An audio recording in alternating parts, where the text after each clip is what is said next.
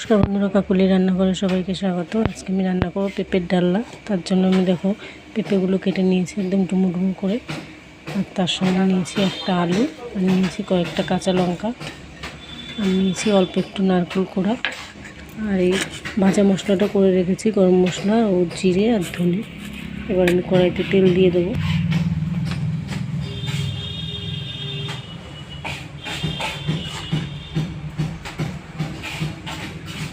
কড়াইতে তেল দিয়ে একটা শুকনো লঙ্কা দেবো,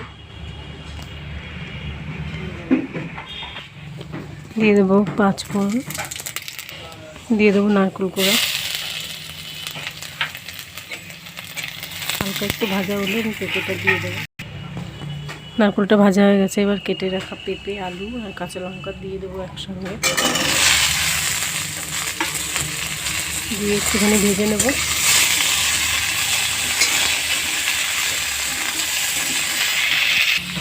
বন্ধুরা একটু ভেজে নিয়েছি, এবার দেবো লবণ, স্বাদ মতো।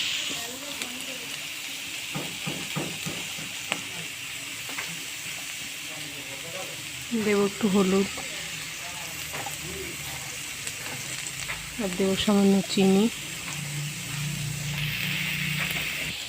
এবার নেড়ে নেবো, নেড়ে জল দিয়ে দেবো, সামান্য জল দিয়ে ঢেকে দেবো।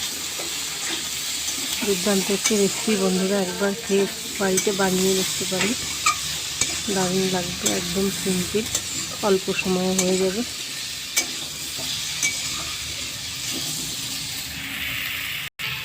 জল দিয়ে দেবো,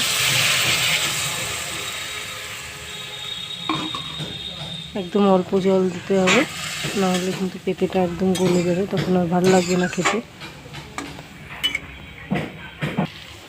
বন্ধুরা জলটাও শুকিয়ে গেছে, পেঁপে আলু দুটোই সিদ্ধ হয়ে গেছে, দেখেন কত সুন্দর। এবার আমি ভেজে রাখা মশলাটা গুঁড়ো করে রেখেছি, সেটা দিয়ে দেবো।